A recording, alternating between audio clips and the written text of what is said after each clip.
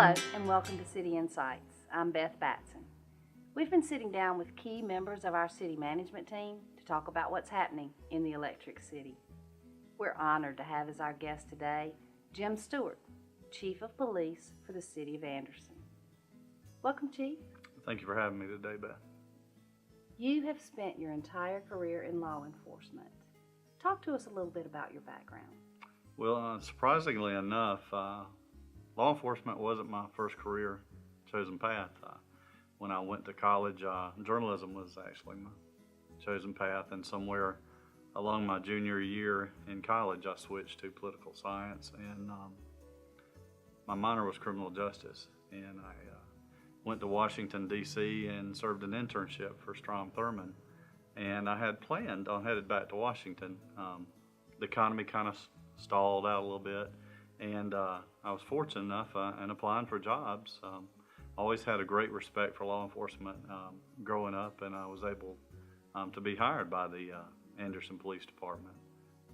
It's been a journey here at the PD.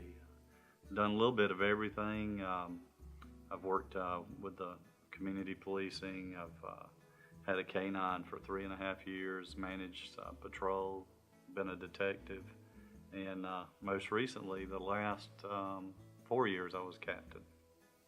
You are an Anderson native, so you must be especially proud to be able to make a difference in your hometown. What led you to public service? I think it's just a willingness to help others. Law enforcement is a very frustrating job.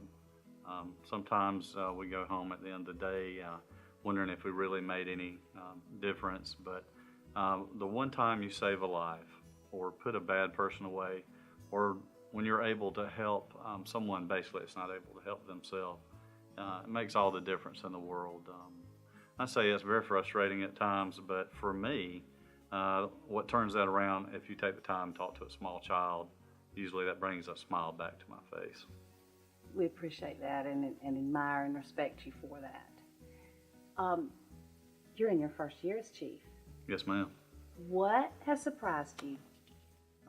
The biggest concern that I've had this first year is budgetary concerns. I've learned what a huge task that is of managing the budget and getting the officers what they need to do their jobs out on the street. I mean, this is not something new, but it's my turn at the wheel to face that. And as I kind of tell people this, when I come to work every day, I feel like there's some ghosts watching me. Because if you've been in our police department, you'll see the police chief's pictures are down the walls. I kind of feel like those guys are watching me a little bit. But again, the main priority is to stay within budget, as I like to do for the city manager. But my also main priority is finding the right tools for the officers so they can go out and do their job, and juggling that in between. Talk to us about the organization of our police department, your various divisions and how many patrol officers we have on the streets, etc. Sure. Currently we have 97 sworn police officers. We're in discussion right now with the school district to bring in 2 more school resource officers for the elementary schools. That'll bring us up to 99 officers. We also have an additional 28 sworn Class 2 officers in detention that manage our detention center, and we have 7 administrative positions. Of all those individuals, that falls across 5 divisions, with the largest of that being the patrol division, which handles our uniform officers. Those folks are also the ones you see at our community meetings, the K-9 officers. They work in the City Hall, security, reserve officers, crossing guards. That's our largest division. Our other main divisions are detention, which the city houses approximately 135 is our capacity on inmates, and that has swelled to 157 at times here in the city of Anderson. Our other divisions, investigations, they follow through on all the crimes that are assigned that we're not able to handle as patrol officers, as also our computer lab, our forensic division. Our administration division handles all the grants. They are basically the watchers of the budget and help me out, keep me out of trouble. They also handle purchasing, internal affairs. And I don't believe I'm leaving anybody out. Our special operations, that's the last. They handle narcotics, vice, recruitment, training, certification, which we have to maintain. It's a big operation. Yeah. Recently, our city council passed an ordinance regarding tethering of animals within the city limits. Could you explain the key points of that law for us? Sure. I'd be glad to go through. There's about 5 key points. We're currently in a grace period right now, but we will start enforcing this approximately August 10th. The first one is a dog cannot be tethered outside for more than 2 hours. The tether cannot be made of chain. You must supply fresh water and food to your animal and provide proper shelter. And when the dog is tethered outside, you must be in visual sight of the animal. Thank you for that clarification, and I know we can look for updates on the PD website about when Yes, that ma'am. begins enforcement. What are you most proud of about the city police department, and what are you excited about going forward?